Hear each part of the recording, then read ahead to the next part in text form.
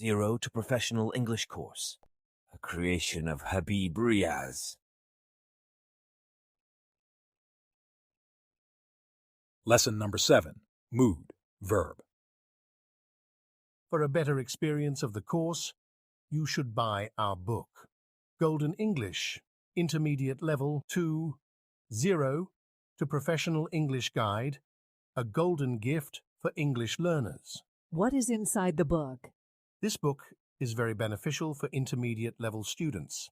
It contains part of speech, auxiliary verbs or modals, some additional structure of English sentences, 20 stories for Urdu to English practice, direct and indirect, 20 lessons for English text reading and understanding, 35 lessons for English speaking practice, and many more things. I am sure that my book, Golden English, would be a perfect need for English learners, as this will serve as a complete guide to improve their English skills, starting from zero knowledge to advanced levels. Especially translation, English text understanding, and speaking skills, whether starting from zero knowledge to advanced levels. Error is human nature, so if you notice any mistakes in the book, please do not hesitate to inform me. I would be grateful for this act of kindness. If you like, you may share this course with your friends and relatives. To stay updated about our courses and opportunities, please follow us on the links given below in the description. Let's begin with the lesson. Bismillah ar-Rahman ar-Rahim. Assalamu alaikum wa rahmatullahi wa barakatuh. उम्मीद करता हूँ कि आप सब लोग बखैर व आफियत होंगे। आज हम पढ़ेंगे सबक नंबर 7 पार्ट्स ऑफ स्पीच, और इसमें हम पढ़ेंगे वर्ब मूड के बारे में। और आपको घबराने की ज़रूरत नहीं कि ये क्या चीज़ है वर्ब मूड। इंशाअल्लाह हम आपको जब पढ़ा देंगे तो आपको समझ में आ जाएगा। हो सकता है कि आप इस चीज़ को पहली बार सुन रहे हो सकता है आपने सुन रखी हो ये बात, लेकिन इंशाअल्लाह आज हम तफसील के साथ इसको पढ़ेंगे और इंशाअल्लाह सारी बातें वाज़ेह हो जाएंगी। लेकिन उससे पहले हम रिवाइज करना चाहेंगे गाइस, हमने पिछले सबक में क्या पढ़ा। पिछले सबक में जो गुफ्तगू हुई थी वो गुफ्तगू हुई थी व्हाट इज़ वर्ब, वर्ब को लेकर के बात हुई थी। और मैंने बताया था कि वर्ब किसे कहते हैं। वर्ब कहते हैं उन कलिमात को, उन अल्फाज को जिनका इस्तेमाल हम कोई काम हुआ है नहीं हुआ ये सब माना अदा करने के लिए करते हैं, यानी इसकी चीज़ ख़ास है काम के साथ। तो हर वो वर्ड जो किसी काम को बतलाए उसको हम इंग्लिश में क्या नाम देते हैं, उसको हम इंग्लिश में नाम देते हैं वर्ब का। आगे हमने पढ़ा था वर्ब की मिसाल, जैसे कि ही इज़ वर्किंग हार्ड, आपने पढ़ा she is in the office, we should not tell a lie. यहाँ पर आप देख सकते हैं किसी काम के होने के बारे में पता चल रहा है तो इसको हम बोलेंगे वर्ब। ओके, आगे हमने पढ़ा था काइंड्स ऑफ वर्ब्स, वर्ब की कुल कितनी किस्में हैं इसके बारे में गुफ्तगू हुई थी। मैंने बताया था कि माने के एतबार से इसकी 2 किस्में हैं। पहले को हम मेन वर्ब कहते हैं। मेन वर्ब का मतलब होता है वो वर्ब जो जुमले में असल माना है वो माना अदा करे, जुमले में जो असल काम है उसका माना बतलाए, तो उसको हम बोलते हैं मेन वर्ब। इसकी दूसरी किस्म ऑक्सिलरी या हेल्पिंग वर्ब। ऑक्सिलरी वर्ब या हेल्पिंग वर्ब किसे कहते हैं, उन वर्ब को कहा जाता है जिनका इस्तेमाल हम जुमले में लाते हैं या जुमले में करते हैं, लेकिन ये जो मेन वर्ब होता है उसके साथ माना अदा करने में उसका ताउन करते हैं, उसकी हेल्प करते हैं, उसकी मदद करते हैं। ये मुकम्मल माना अदा नहीं करते हैं, बल्कि जो जुमले में मेन वर्ब होता है उसके साथ उसका ताउन करते हैं माना अदा करने में। ये मानी के एतबार से 2 किस्में थी। ओके, और आगे हमने पढ़ा था मेन वर्ब्स के बारे में। मेन वर्ब्स की मिसाल है जैसे कि eat, sleep, drink, seat, use, cut, call. यहाँ पर आप देख सकते हैं कि मेन वर्ब है। ठीक है, इसकी 2 किस्में बताई थी मैंने, ट्रांजिटिव और दूसरे को इंट्रांजिटिव कहते हैं। ट्रांजिटिव किसे कहते हैं, ट्रांजिटिव कैसे हैं, ऐसे वर्ब को जो ऑब्जेक्ट के बगैर माना मुकम्मल ना कर पाएँ, यानी कोई ऑब्जेक्ट होना ज़रूरी है, जैसे कि ईट, टेक, रीड, गिव। ठीक है, इनको अगर आप सिर्फ बगैर ऑब्जेक्ट के कहें तो आपका माना पूरा नहीं होगा। लफ्ज़ क्या आपको लाना पड़ेगा कि क्या पढ़ा तुमने, क्या खाया तुमने, क्या दिया तुमने। ठीक है, और इंट्रांजिटिव किसे कहते हैं, इंट्रांजिटिव वर्ब उन वर्ब को कहा जाता है, उन अफ़आल को कहा जाता है जो अपना माना अदा करने के लिए किसी ऑब्जेक्ट यानी मफ़ऊल के मोहताज नहीं होते हैं, बल्कि बगैर मफ़ऊल के भी इनका माना समझ में आ जाता है। जैसे कि आप कहें स्लीप, गो या होम, स्लीप, गो या होम। यहाँ पर आपको ऑब्जेक्ट लाने की ज़रूरत नहीं। आपने कहेंगे तुमने क्या सोया, तुमने क्या गया, तुमने क्या आया, है ना। तो जिसमें ऑब्जेक्ट की ज़रूरत होती है हम उसको ट्रांजिटिव वर्ब कहते हैं, और जिसमें ऑब्जेक्ट की ज़रूरत नहीं होती है उनको हम इंट्रांजिटिव वर्ब का नाम देते हैं। ट्रांजिटिव वर्ब की मिसाल जैसे I take medicine, I was giving a lecture, यहाँ पर देख सकते हैं अगर आप मेडिसिन या लेक्चर हटा दें तो आपका माना मुकम्मल समझ में नहीं आएगा। और इसकी मिसाल इंट्रांजिटिव की, I sleep late at night, आप कह सकते हैं आई गो टू कॉलेज। यहाँ पर आपको ऑब्जेक्ट की, यहाँ पर ऑब्जेक्ट आपको नहीं दिख रहा है, यहाँ पर ऑब्जेक्ट नहीं है, तो इसलिए इसको हम क्या बोलेंगे, इनको हम बोलेंगे इंट्रांजिटिव वर्ब। आगे हमने पढ़ा था काइंड्स ऑफ वर्ब स्ट्रक्चर के हैं। ये स्ट्रक्चर यानी बनाने के एतबार से वर्ब की कुल कितनी किस्में हैं, तो मैंने बताया था इसकी कुल 2 किस्में हैं, रेगुलर वर्ब और इर्रेगुलर वर्ब। रेगुलर वर्ब किसे कहते हैं, उन वर्ब्स को कहा जाता है जिनकी शक्लों को हम ईडी के जरिए बदलते हैं। जैसे कि आप कहते हैं ओपन से ओपेंड, आप कहते हैं टॉक से टॉक्ड, आप कहते हैं किल से किल्ड। और इर्रेगुलर वर्ब किसे कहते हैं, इर्रेगुलर वर्ब उन अफ़ाल को कहा जाता है जिनकी शक्लों को हम बदलते हैं अलग अलग तरीके से, जिसमें ईडी नहीं होता है। जैसे कि आप कहें ईट, एट, ईटन, आप कहें ड्राइव, ड्रॉप, ड्रिवन। इसको आप ड्राइवन नहीं पढ़ेंगे, ड्रिवन है ये। ओके, तो यहाँ पर आप देख सकते हैं इसमें हमने ईडी के जरिए नहीं इसको बदला है, तो इसको हम क्या बोलेंगे, इसको हम बोलेंगे इर्रेगुलर वर्ब। आगे हमने बताया था काइंड्स ऑफ वर्ब स्ट्रक्चर के नारे से जो इर्रेगुलर वर्ब है ये कुल 3 तरह से बनते हैं बुनियादी तौर पर। पहला वो अफ़ाल जिनकी तीनों शक्लें एक जैसी होती हैं, कट कट कट जैसे कि है। दूसरी वो अफ़ाल जिसकी तीनों शक्लें, जिसकी पहली शक्ल एक होती है और दूसरी और तीसरी शक्ल एक जैसी होती है। और इसकी तीसरी मिसाल वो अफ़ाल जिनकी पहली, दूसरी और तीसरी फॉर्म सब एक दूसरे से अलग होती हैं। ओके, सब एक दूसरे से अलग होती हैं। तो इर्रेगुलर वर्ब की यही 3 शक्लें बुनियादी तौर पर है। इसके अलावा हो सकता है कुछ और वर्ब आते हों जिनकी शक्लें अलग होती हों, लेकिन वो बहुत ही कम है, शाद व नादिर जिसे कहते हैं उर्दू में, रेयर इस्तेमाल है, बहुत ज़्यादा नहीं है।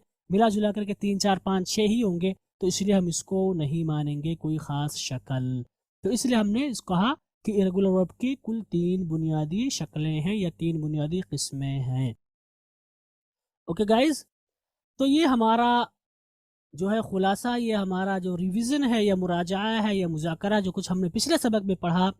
अब हम चल रहे हैं अपना होमवर्क करने, और हमारा जो होमवर्क होगा इसी खुलासे की बुनियाद पर, ये जो हमने अभी रिवीजन कराया, ये जो कुछ मैंने अभी बताया, इसी की बुनियाद पर हमारा आज का ये होमवर्क होगा। उम्मीद करता हूँ कि आप सब ने क्लास में सही से सुना होगा, समझा होगा, और बाद में आपने मेरी किताब से भी इसको पढ़ा होगा। तो चलिए अब शुरू करते हैं अपना आज का ये homework. In this part, we will check our grammar. Please remember that this is a multiple choice question where you have to choose the correct answer. For every question, you have only 15 seconds. Let us begin with the test.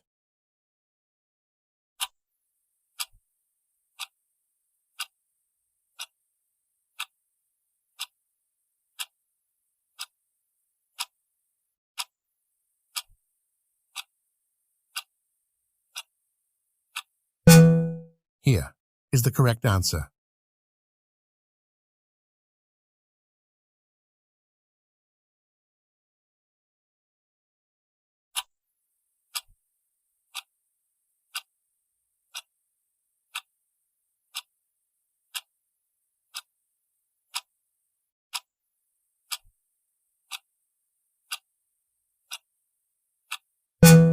Here is the correct answer.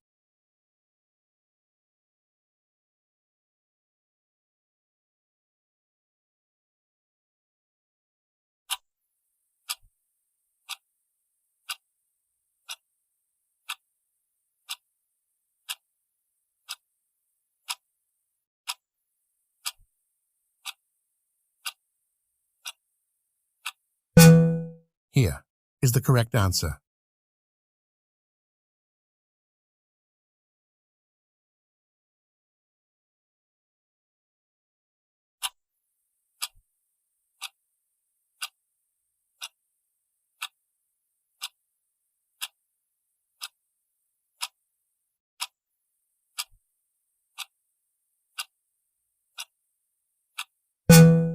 Here is the correct answer.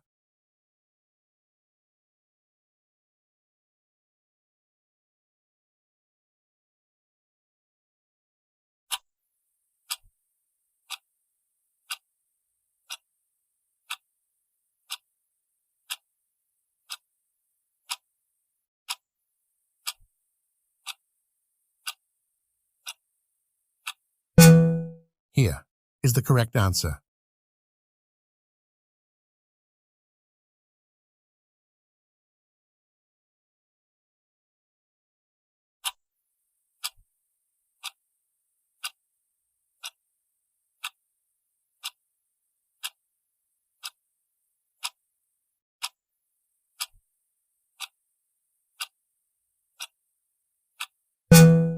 Here is the correct answer.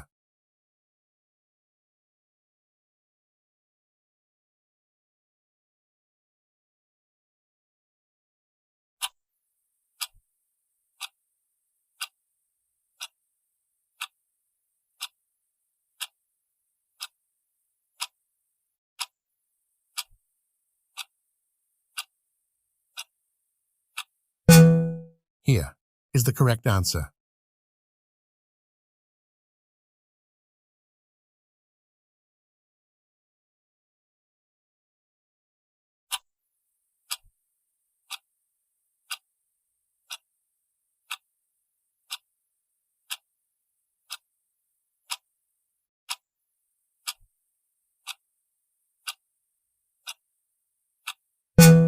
Here is the correct answer.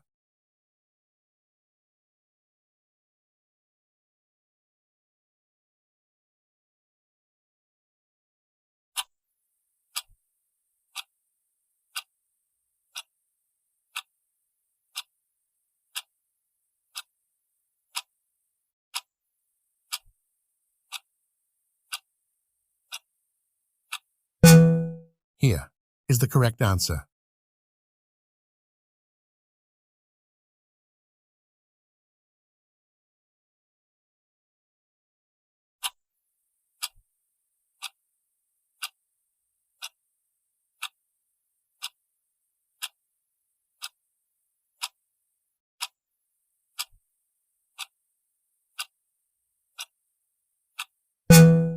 Here is the correct answer.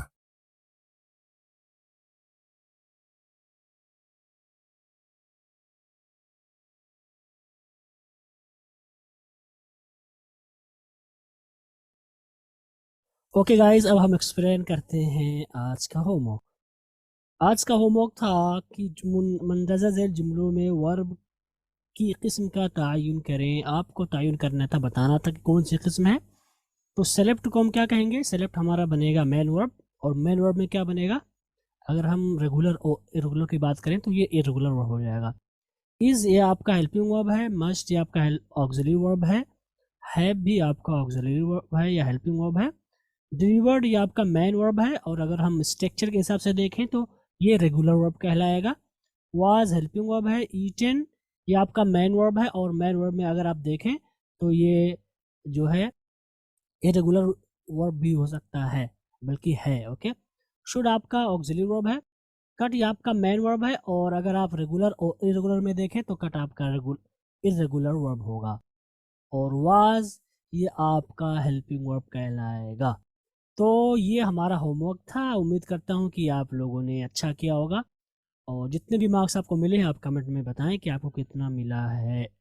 Okay guys, तो इस तरह से हमारा ये आज का homework ख़त्म हुआ, और पिछला जो लेसन था वो हमारे ख्याल से आपके सामने वाज़ेह हो गया। अब आपके पास कोई सवाल है तो इसको हम सुनते हैं। ओके गाइस, अब हम आगे चलते हैं, अपना आज का सबक पढ़ेंगे। नया सबक पढ़ने जा रहे हैं, और आज का सबक है वर्ब मूड। वर्ब मूड किसे कहते हैं? बहुत ही बड़ा सवाल है guys. What is verb mood?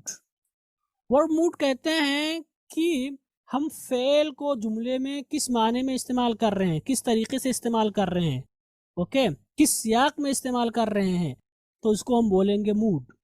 अगर आप लफ्ज़ मूड पे गौर करें तो क्या समझ में आ रहा है? लफ्ज़ मूड से समझ में आ रहा है हालत, यानी उसके मूड क्या, उसकी हालत क्या, कैफियत के माने में है।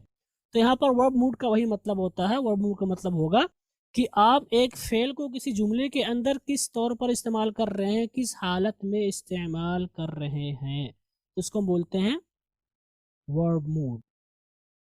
क्या कहलाता है? वर्ब मूड कहलाता है। जैसे कि आप कहें Rashid was reading a book, आप कहें शी रीड्स इन क्लास 7, आप कहें they go to the school daily. तो यहाँ पर आप देख सकते हैं Rashid was reading a book, she reads in class 7, they go to the school daily. तो यहाँ पर ये सारे के सारे जो वर्ब आए हुए हैं, वाज, रीडिंग, रीड्स या गो, यहाँ पर ये माना तो दे रहे हैं बट इनकी एक हालत है। ठीक है, Rashid was reading a book, ये किसी आप खास हालत को बतला रहा है। ये शी रीड्स इन क्लास 7, ये किसी खास हालत को बतला रहा है। They go to the school daily, ये भी किसी खास हालत को बतला रहा है। तो इसलिए हम एक एक की हालात को तफसील के साथ पढ़ेंगे, मिसालों के साथ समझेंगे इंशाअल्लाह। ओके, तो वर्ब मूड का क्या माना निकल कर सामने आया? वर्ब मूड कहते हैं कि हमने जुमले के अंदर फेल को किस माने में या किस हालत में या कौन सा माना अदा करने के लिए इस्तेमाल किया है। तो आगे हम पढ़ेंगे वर्ब, ये हुई वर्ब यानी वर्ब मूड्स का माना। काइंड्स ऑफ वर्ब मूड्स यानी कितने तरीके से हम वर्ब को इस्तेमाल करते हैं जुमले के अंदर। तो इसके कुल किस 3 तरीके हैं। पहले को हम कहते हैं इंडिकेटिव, दूसरे को हम बोलते हैं इम्पेरेटिव, तीसरे को हम बोलते हैं सब्जंक्टिव। ओके, तो ये 3 सियाक है, 3 कॉन्टेक्स्ट है या 3 मानी हैं जिनमें हम वर्ब को इस्तेमाल करते हैं। ओके, ये 3 माना अदा करने के लिए, 3 माने अदा करने के लिए हम वर्ब को जुमले में इस्तेमाल करते हैं। इंडिकेटिव, इंडिकेट का मतलब जानते ही है कि इशारा करना, ये सारी चीज़ें। तो इंडिकेटिव मूड को हम कितने मानों में इस्तेमाल करते हैं? देखिए, वर्ब को हम काम के माने में इस्तेमाल करेंगे, बट इंडिकेटिव मूड का क्या माना होगा? इंडिकेटिव मूड हम किसको कहेंगे? तो इंडिकेटिव मूड को हम 3 मानों में इस्तेमाल करते हैं। पहला माना है हकीकत बयान करने के लिए। ओके, पहली चीज़ क्या है? हकीकत बयान करने के लिए हम इसका इस्तेमाल करते हैं। जैसे कि आप कहें, I get up early in the morning, his son is 6 years old, he does not like such people, he is an honest man, he is not educated। तो यहाँ पर आप दे सकते हैं get up, is, does not या like, is.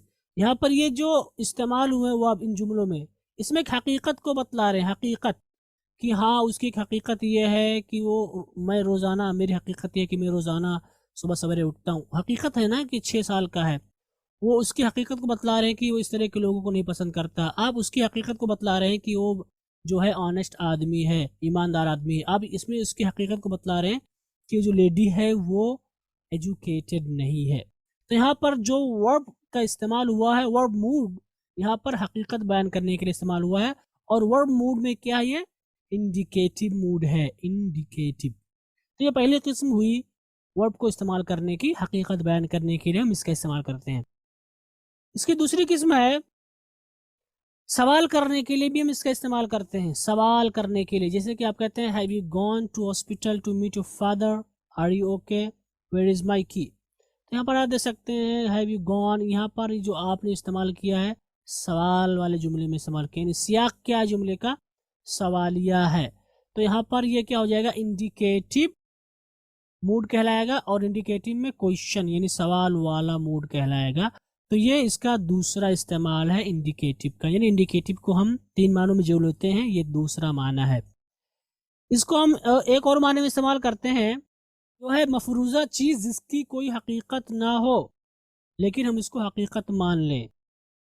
Okay, जैसे कि आप कहें, if he comes here I will go to meet him, if you have read the lessons carefully you would have pass the test. तो यहाँ पर if he comes here I will go to meet him, तो यहाँ पर हकीकत नहीं है, यानी वो नहीं आया हुआ। इफ़ ही कम्स हियर, वो अगर यहाँ पे आ जाए, एक आप तस्वुर कर रहे हैं, आप सोच रहे हैं, फ़र्ज़ कर रहे हैं, I will go to meet him, तो मैं उससे मिलने जाऊँगा। तो यहाँ पर हकीकत नहीं है, वो नहीं आया हुआ, आप बस सोच रहे हैं कि अगर वो आ जाए, ठीक है, तो मैं उससे मिलने जाऊँगा। इसी तरह से if you have read the lessons carefully you would have pass the test, कि अगर तुमने जो है ध्यान से सबक को पढ़ा होता, असबाक का यादा किया होता, तो तुम जो है पास हो जाते एग्जाम में। तो यहाँ पर ये चीज़ नहीं हुई, हकीकत नहीं है, यानी उसने नहीं पढ़ा, वो चीज़ हकीकत में नहीं हुई। तो यहाँ पर एक चीज़ आप फ़र्ज़ कर रहे हैं कि वो पास हो जाता, मतलब हुआ नहीं है पास, तो आप यहाँ पर मान रहे हैं, फ़र्ज़ कर रहे हैं, तो इसलिए इसको हम क्या बोलेंगे? Indicative mood. ठीक है, तो ये इंडिकेटिव मूड यानी वर्ब की जो मूड की पहली शक्ल है उसके बारे में बात हुई। आगे हम बात करेंगे इंपरेटिव मूड। इंपरेटिव मूड का क्या मतलब होता है कि हम जो है वर्ब को 3 मानों में इस्तेमाल कर सकते हैं। पहला, हुक्म देने के लिए, ठीक है, हुक्म देने के लिए हम इसका इस्तेमाल करते हैं। जैसे कि आप कहें, give me my mobile, go from here, get out of my site. तो यहाँ पर आप वर्ब को किस माने में इस्तेमाल कर रहे हैं? आपने वर्ब का इस्तेमाल हुक्म देने के लिए किया, और हुक्म में हुक्म किसके अंडर में आता है? हुक्म का आपका आता है इंपेरेटिव मूड में। तो यहाँ पर देख सकते हैं आप हुक्म दे रहे हैं, तो इसको बोलेंगे इंपेरेटिव मूड। इम्परेटिव मूड की दूसरी जो शक्ल हो सकती है वो है नसीहत करने के लिए या मशवरा करने के लिए। आप किसी को नसीहत करना चाहते हैं, ठीक है, always try your best, work hard so that you can get success in your life, switch off the mobile. यहाँ पर भी आप नसीहत कर रहे हैं स्विच ऑफ द मोबाइल की, आप मोबाइल बंद कर लें, इस वक्त बंद कर लें, अभी वक्त ज़ाया ना करें, या मस्जिद में आप कह रहे हो तो वहाँ पर आप इसको ले सकते हैं। आप इसको निकाल भी सकते हैं, स्विच ऑफ द मोबाइल ये हुक्म में भी आ सकता है। हम इन दोनों मिसालों को लेते हैं। मिसाल के तौर पर always try your best, work hard so that you can get success in your life. तो यहाँ पर आपने ट्राई को या वर्क हार्ड को किस माने में इस्तेमाल किया है? नसीहत करने के लिए या मशवरा देने के लिए आपने इस्तेमाल किया है। तो इसमें वर्ब की जो हालत होगी उसको हम बोलेंगे इम्पेरेटिव मूड। ओके, इसकी तीसरी शक्ल जो होती है वो है मिन्नतो समाजत या इल्तजा करने के लिए, रिक्वेस्ट करने के लिए हम इसका इस्तेमाल करते हैं। जैसा कि help us please, give me a pen please, please switch on the fan. तो यहाँ पर आप देख सकते हैं कि यहाँ पर आप सामने वाले से मिन्नतो समाजत कर रहे हैं, आप उससे गुजारिश कर रहे हैं कि वो ये काम कर दे। ओके, तो यहाँ पर आपने जो वर्ब का इस्तेमाल किया है वो किस मूड में है? वो आपका इम्पेरेटिव मूड में है। ओके, तो ये सारी बातें हुई वर्ब मूड की जो दूसरी किस्म यानी इम्पेरेटिव मूड है उसके बारे में। आगे हम बात करेंगे सब्जंक्टिव मूड के बारे में। सब्जंक्टिव का क्या मतलब होता है? जो है सब्जेक्ट का मतलब होता है मातहत या मुमकिन हो कोई चीज़, उसके लिए इसका इस्तेमाल करते हैं। तो इसके लफ्ज़ से ही पता चल रहा है कि इसका इस्तेमाल हम किसी मुमकिना चीज़ के लिए या किसी एहतमाली चीज़ के लिए करेंगे। तो सब्जेक्टिव मूड के जो इस्तेमाल करते हैं वो दो मानों में होता है, तो प्रेजेंट होता है और पास्ट होता है, यानी इसकी दो किस्में होती हैं। प्रेजेंट में हम इसको इस्तेमाल करते हैं या पास्ट में, ठीक है। अब प्रेजेंट की अगर हम बात करें तो प्रेजेंट को हम दो मानों में इस्तेमाल करते हैं। पहला माना किसी को मुबारकबाद वारा देते वक्त या दुआ देते वक्त, जैसा कि आप कहते हैं मे अल्लाह ब्लेस यू, आप कहते हैं ऑलवेज बी हैप्पी। तो यहाँ पर आपने may Allah bless you always be happy, यहाँ पर आपने इस्तेमाल किया है। यहाँ पर एहतमाल पाया जाता है मुमकिन हो कि यानी अल्लाह यानी एक ख्वाहिश के माने में आपने यहाँ पर इसको इस्तेमाल किया है, ये चीज़ है नहीं बस मुमकिन है। तो इसको हम क्या बोलेंगे? इसको हम बोलेंगे सब्जेक्टिव मूड। और सब्जेक्टिव मूड में क्या कहलाएगा? ये आपका प्रेजेंट कहलाएगा। और मिसाल है जैसे कि हैव अ सेफ जर्नी, ठीक है, तो इसको हम बोलेंगे सब्जेक्टिव मूड प्रेजेंट। इसका दूसरा जो इस्तेमाल होता है ख्वाहिश, मकसद, नीयत वगैरह का माना अदा करने के लिए। आप अगर किसी चीज़ की ख्वाहिश करते हैं प्रेजेंट में तो उसको क्या आप नाम देंगे? उसको आप नाम देंगे सब्जेक्टिव मूड का। जैसे कि आप कहते हैं I wish that you should be appointed as principal, कि मेरी ख्वाहिश है कि आप जो है आपका तयन या आपका तकर्रुर एक सदर मुदर्रिस के तौर पर हो जाए। तो यहाँ पर आप देख सकते हैं कि आप यहाँ पर ख्वाहिश कर रहे हैं, ठीक है, आप यहाँ पर ख्वाहिश कर रहे हैं किसी इंसान के जो आपके सामने है उसके सदर मुदर्रिस या प्रिंसिपल होने की। तो यहाँ पर आपने इसका इस्तेमाल किया ख्वाहिश का माना अदा करने के लिए, तो इसलिए हमने इसको क्या नाम दिया? सब्जेक्टिव मूड नाम दिया। और इसमें ये क्या है? इसमें आपका ये प्रेजेंट कहलाएगा। और जितने भी मिसालें आपको दी गई हैं सब में आपको अंदाज़ा होगा कि इसमें एहतमाल है, ख्वाहिश पाई जा रही है, मुमकिन है, मुमकिन चीज़ के बारे में बात की जा रही है। ओके, ये बात तो ये आपकी प्रेजेंट के बारे में। आगे हम बात करेंगे पास्ट को लेकर के, ठीक है। पास्ट का जो इस्तेमाल करते हैं हम तीन मानों में करते हैं। पहला, लफ्ज़ विश के बाद ये माना अदा करने के लिए कोई चीज़ हकीकत से परे है, यानी लफ्ज़ विश के बाद हम इसका इस्तेमाल करते हैं, ठीक है। लफ्ज़ विश का माना अदा कर लफ्ज़ विश के बाद इस्तेमाल करते हैं और पास्ट का माना होता है। जैसे कि आप कहें I wish I were in new Delhi, कि मेरी ख्वाहिश है कि काश की मैं न्यू दिल्ली में होता। आई विश काश की आई वर इन न्यू दिल्ली, कि मैं न्यू दिल्ली में होता। तो यहाँ पर आप देख सकते हैं लफ्ज़ विश के बाद आपने आई वर का इस्तेमाल किया और यहाँ पर ये चीज़ हकीकत नहीं है, यानी आप दिल्ली में नहीं हैं, बस आप ख्वाहिश कर रहे हैं और आपकी ख्वाहिश पास्ट में है, तो इसलिए हमने इसको किस में रखा? पास्ट में रखा, ठीक। इसकी दूसरी किस्म है लफ्ज़ इफ़ के बाद ज़माने हाल में किसी गैर मुमकिन या गैर हकीकत चीज़ को बतलाने के लिए, यानी इसका इस्तेमाल हम लफ्ज़ इफ़ के बाद भी करते हैं। ओके, सब्जेक्टिव मूड का इस्तेमाल हम कब करते हैं? लफ्ज़ इफ़ के बाद भी करते हैं। जैसे कि if I left now, if we left now we would find the train, कि अगर हम अभी छोड़ दें, अभी हम घर से निकल जाएं तो हम लोग ट्रेन पा लेंगे, but we not can leave now, लेकिन हमारी हालत ऐसी है, हमारी सिचुएशन ऐसी है कि हम अभी नहीं जा सकते, अभी नहीं निकल सकते, बारिश हो रही है, हमारे पास गाड़ी नहीं है या कोई भी परेशानी है। ठीक है, तो यहाँ पर आप गैर मुमकिन, मुमकिन नहीं है आपका निकलना। ठीक है, आपका निकलना मुमकिन नहीं है। ओके, तो इसलिए आपने इसको किस में इस्तेमाल किया, लफ्ज़ इफ्स के बाद, और आपका मुमकिन नहीं है, तो इसलिए क्या कहलाएगा, ये आपका सब्जेक्टिव मूड कहलाएगा। गैर हकीकत जैसे if I were you I would help the poor, कि अगर मैं तुम्हारी जगह होता, ठीक है, तो मैं गरीबों की मदद करता। तो यहाँ पर हकीकत नहीं है, इन हकीकत में वो है नहीं, हकीकत नहीं है ये चीज़, उसका होना ये हकीकत नहीं है, बल्कि ये वो अलग चीज़ है, यानी और तुम अलग चीज़ है। तो यहाँ पर गैर हकीकत चीज़ को बतलाने के लिए आपने इफ़ के बाद वर्ब का इस्तेमाल किया और आई वुड हेल्प यू, तो ये पूरा का पूरा क्या कहलाएगा वर्ब की मूड में, ये आपका वर्ब की मूड में कहलाएगा सब्जेक्टिव मूड। ओके, और सब्जेक्टिव मूड में आपका पास्ट कहलाएगा। यहाँ पर आप देख सकते हैं सब के सब में हमने पास्ट का ही इस्तेमाल किया है। इसका एक इस्तेमाल और होता है और वो है लफ्ज़ इफ़, एज इफ़। अभी तक हमने पढ़ा था इफ़ के बारे में बस, लेकिन यहाँ पर है आपका एज इफ़ या एज दो। ठीक है, गैर मुमकिन या गैर हकीकत, यानी वही बात है, बट वहाँ पर आपने सिर्फ इफ़ पढ़ा था, यहाँ पर एज इफ़ हो गया और एज दो हो गया, तो वही बात है मिला करके। He called me as if I am his servant, कि उसने मुझे इस अंदाज से बुलाया गोया कि मैं उसका खादिम, उसका नौकर हूँ, बट हकीकत यह है कि मैं उसका नौकर नहीं हूँ। ठीक है, he drop the car as the he was drunk too much. Okay, कि उसने कार को इस तरह से ड्राइव किया, इस तरह से उसने कार चलाई, ऐसा लग रहा हो कि उसने जो बहुत ज़्यादा पी रखी थी। तो यहाँ पर दोनों जो मिसालें गैर हकीकत की मिसालें हैं।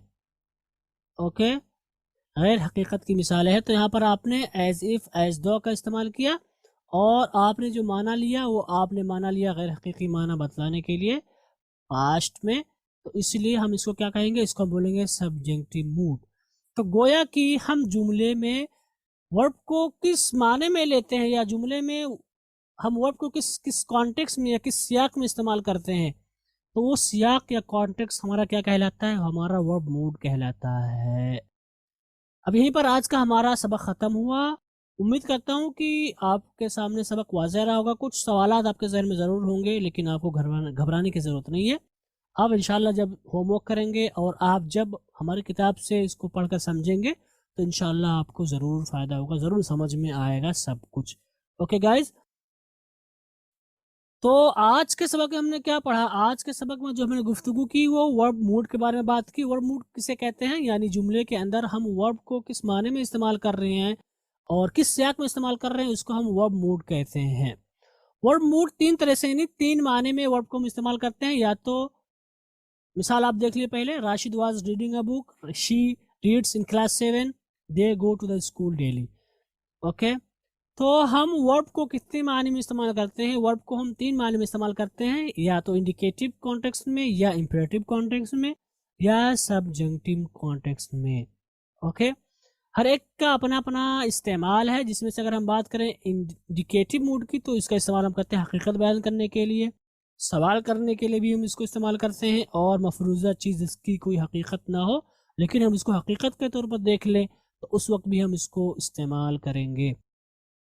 आगे अगर हम बात करें इंपेरेटिव मूड की तो इसका इस्तेमाल तीन माने के लिए होता है, हुक्म देने के लिए, नसीहत करने के लिए, या मशवरा देने के लिए। इसी तरह से मिन्नत व समाजत या इल्तिजा करने के लिए भी हम इसका इस्तेमाल करते हैं। ओके, अगर हम बात करें सब्जेक्टिव मूड की तो इस दो तरह के होते हैं, पहले को हम प्रेजेंट कहते हैं, दूसरे को हम पास्ट का नाम देते हैं, और इनमें से हर एक का अपना अपना इस्तेमाल। अगर हम प्रेजेंट की बात करें तो इसको हम दो मानों में इस्तेमाल करते हैं, दो कॉन्टेक्स्ट में। पहले किसी को दुआ देने के लिए, मुबारकबाद देने के लिए, congratulation you pass the test, इस तरह का माना अदा करने के लिए। इसी तरह से ख्वाहिश, मकसद या नियत वगैरह का माना अदा करने के लिए, नेक तमन्नाओं की ख्वाहिशात के लिए, जैसे कि मैं you reach safely, have a good day, all the best for your exam, you can be successful in exam, like that. तो यहाँ पर यह क्या कहलाएगा, आपका पर्सन का जुमला कहलाएगा, ख्वाहिश का इज़हार करने के लिए आपने यहाँ पर इसको इस्तेमाल किया। अगर हम पास्ट की बात करें तो इसको हम तीन कॉन्टेक्स्ट में इस्तेमाल करते हैं। पहला लफ्ज़ विश के बाद माना अदा करने के लिए, और हम ऐसा मान अदा करते हैं जिसकी हकीकत नहीं होती, जो हकीकत नहीं होती है, हकीकत नहीं होती बल्कि आप बस ख्वाहिश करते हैं विश के ज़रिए।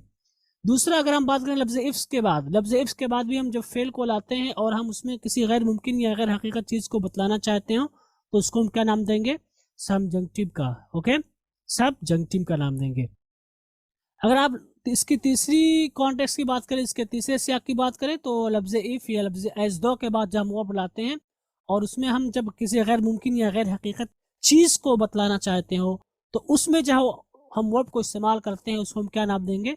उसको हम नाम देंगे सबजंक्टिव मूड। ओके गाइस, तो यहीं पर आज का ये हमारा सबक ख़त्म हो। उम्मीद करता हूँ कि काफ़ी हद तक आपको समझ में आया होगा। अगर नहीं समझ में आया तो आपको परेशान होने की ज़रूरत नहीं है, इंशाल्लाह आपको सब समझ में आ जाएगा जब आप होमवर्क करेंगे हमारे साथ और जब आप किताब से इसको पढ़कर समझेंगे इंशाल्लाह। तो यहीं पर आज का हमारा सबक ख़त्म हुआ। अब हम इंशाल्लाह होमवर्क करेंगे और जैसा कि मैंने बताया है कि हमारे होमवर्क का पैटर्न इसमें चेंज हो गया है।